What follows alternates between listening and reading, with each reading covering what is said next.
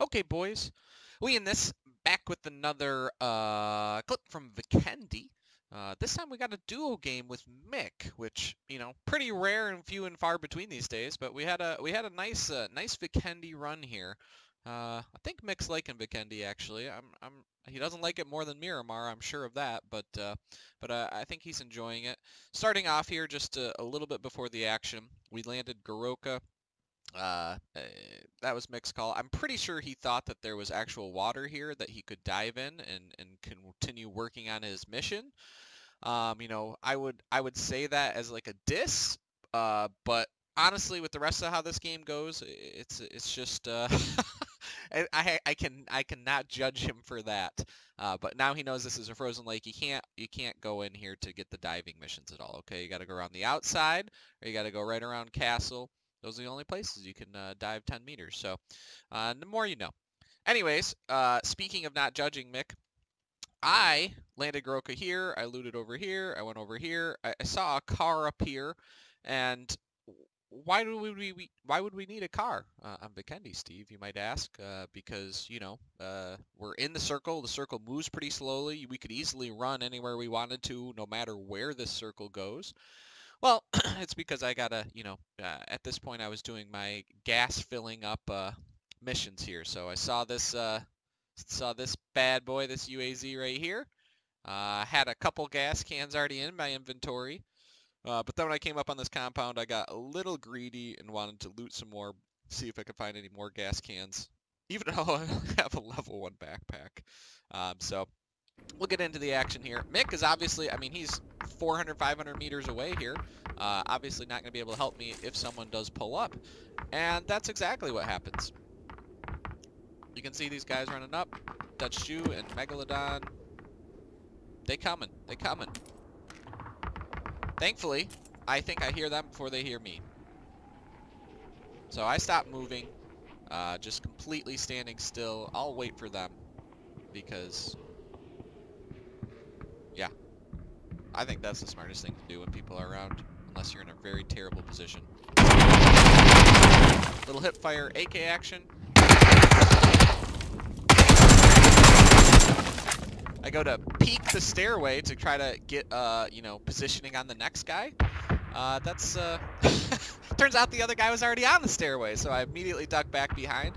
I think that was one of the few times I've gotten some railing help, where I was able to shoot enough through the railing, and enough of his shots hit that railing there. So now we got plenty of loot. I got an upgraded backpack so I can carry more gas cans.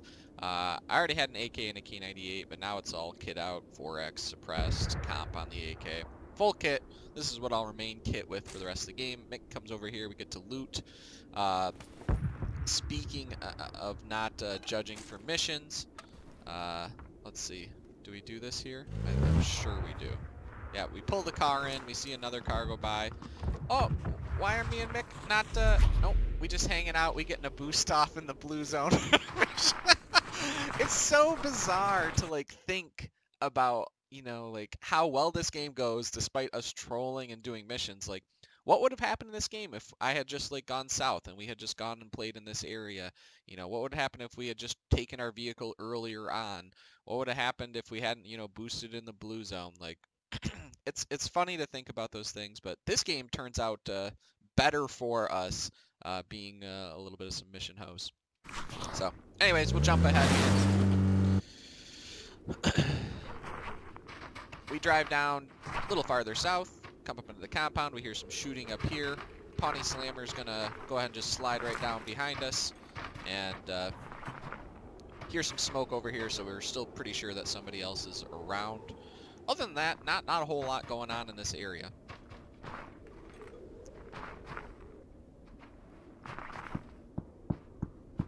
Catch him through the doorway there.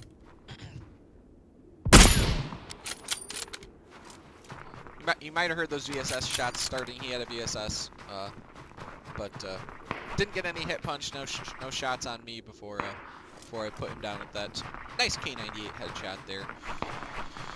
And we'll continue jumping ahead here. Just a couple minutes ahead. Now we're 20 minutes into the game, 22 alive, heading into top 10 situation. And we're right on top of these guys. We're all looking right here towards these guys where some fighting just was. We have no idea. We're 100 meters away. Steve, please. You already did your boost in the blue. I think I might have had a daily or something that was also boosting the blue. Or maybe there's a weekly where you had to get enough healing off in the blue. So I did another one there. Even though I have a level 3 helmet, it's putting me at risk of getting headshot with a sniper rifle and not being fully protected. See these guys off to the left, pull up, call out to Mick, and we go to town.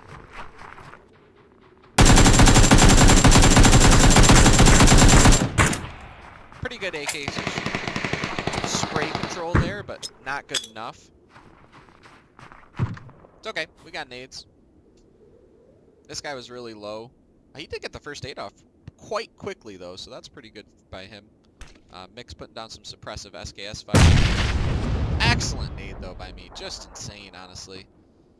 I wasn't sure that one was going to get him, so pulling out another one. Now I'm aiming at his partner more. No, that's still at him.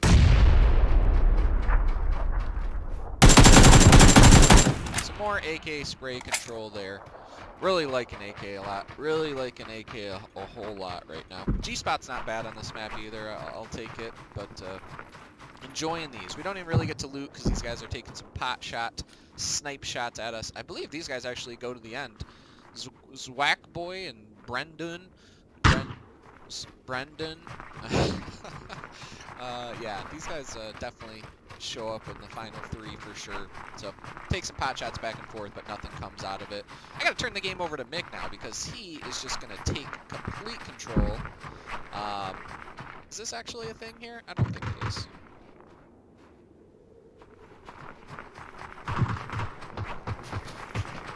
No, I'm pretty sure this is pre us fighting here. I don't think there are any knocks happen. Sorry, Mick. Alright, let's reset here. We've come around the south side of the circle. Had the option to go this compound, decided we'd rather just play it out here because we didn't think this compound would continue to be in. We hear a bunch of fighting over on this side where there's a solo and a couple duos squaring off. And got okay position, a little hut here to hide behind if we need to. Mick's got that 6x suppressed SKS. Calling out a prone sniper who's not faced away from me who has a ghillie suit. So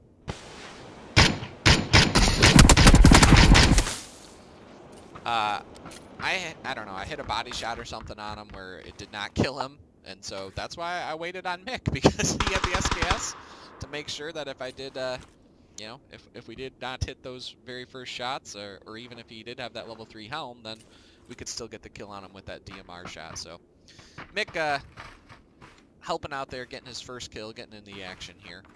At 11 alive now, 26 minutes in. You can see our Zwack boys, Brendan are still up there. And we got a duo over here to our east. A couple duos hanging out in the compound. And another pork pockets. Speed it up again here. Alright, now we're in just the chaos of this late game circle. We have nowhere to go because this compound's already taken. Our orange friends over here have moved over to the compound that we could have had but never did. Pork Pockets is up top. I'm pretty sure he's just hanging out prone up there. And so all we have is just a little gradient of a hill. The call was for Mick to push over to this rock. I have my own rock. We're both in. We both have a little bit of cover, so if we get shot, you know, we have a little bit of time to react. Lots of fighting over here. I think one of each of those partners go down. Nope, the brown team comes out on top of the purple team. That guy takes a sniper shot on me. Gets me very low. Thank you, level 3 armor. Just puts down Brendan. Unfortunately, both of us heal up. Unfortunately for us, I should say. Zwack Boy does make it over there for the revive since Pork Pockets is just straight chilling. Yeah, he's just hanging out. He's not interested in this action, not right now. So Mick doesn't get the kill right at that point. He'll get some, no worries.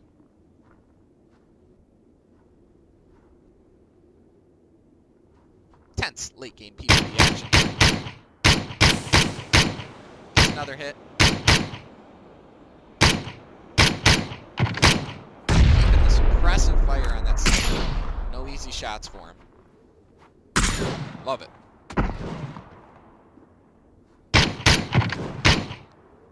I'm just getting digged up by these guys. So I'm medding again. We see that next circle we have to move. Just a terrible circle. But there's no cover really for anybody. Call out that the guys to the east are starting to move. And, thankfully, Swag Boy got knocked. Pork Pockets finally stood up and did some work on him. I think Mick is going to get this kill steal right here. Sorry, Pork Pockets. That's what you get for being prone. I'm taking a bunch of fire from these east guys. I think Mick is on the job trying to save the day again.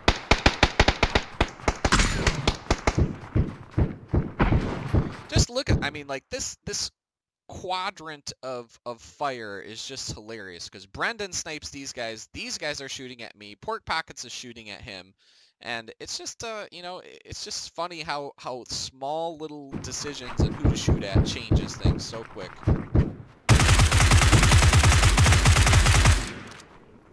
Little ump spray there, doesn't quite get him.